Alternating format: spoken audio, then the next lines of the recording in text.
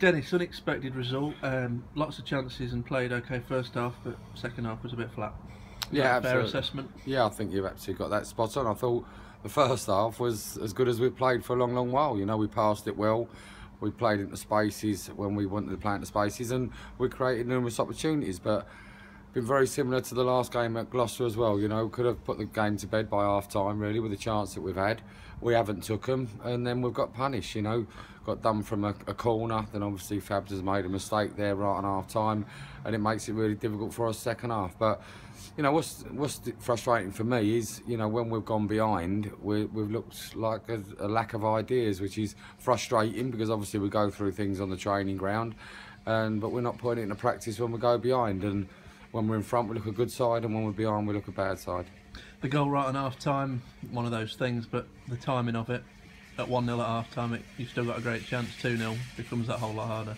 Yeah, obviously at half time, when you've got a team talk and you've got to score 3 goals to win, you know, it's an uphill task. But at 1-0, obviously you can score in the 90th minute and at least get a draw out of the game and move on to the next game. But 2-0 down is difficult because, for one, you've got to keep a clean sheet second half and score 3 goals. So when you're chasing a game and you're taking risks, it's very hard to keep a clean sheet in the second half. And you know, obviously a weldy from a free kick there. But no, just frustrating that we didn't do better on the ball in the second half, because the first half we looked good.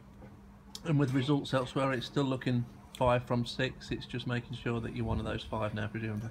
Yeah, I mean, it could all come down to none eaten at home on the second from last game of the season. That's what it looks like at the minute.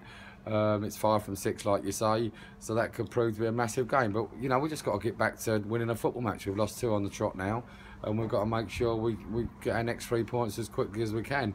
We're still ahead of schedule. You know, when I look back, you know, my edge, you know what I do with my stats and figures.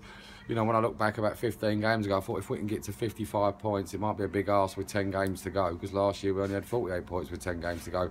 But, you know, we still only need 4 points to get to 55 points, and we've got 2 games. So 1 win and a draw would get us to 55 points, which I'd have been well pleased with, you know, 15 odd games ago. So we've done ever so well, because obviously we'd won 7 of our last 9 football matches, which is no mean feat.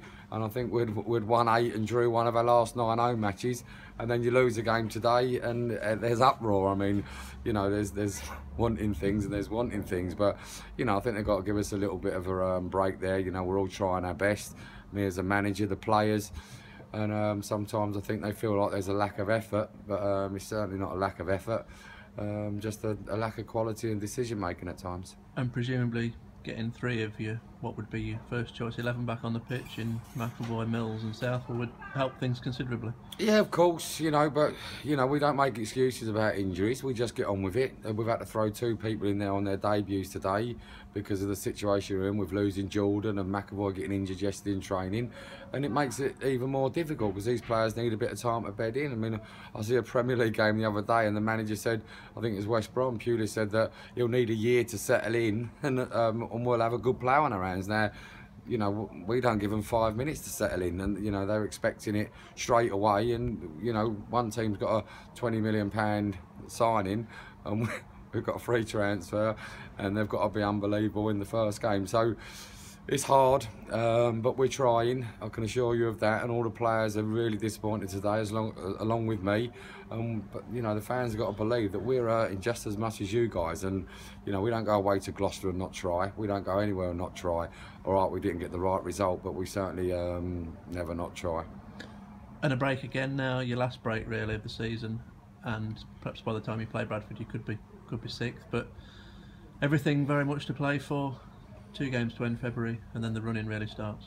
Yeah, absolutely. I mean, it's Boston, you know, we don't do things, you know, straightforward, but that's the way it's going to be. But last year we got in with a game to go, or was guaranteed it with 1 game left, and we've got to try and make sure we're getting ourselves in the same situation that we've had last game of the season. We're already in them playoffs, you know.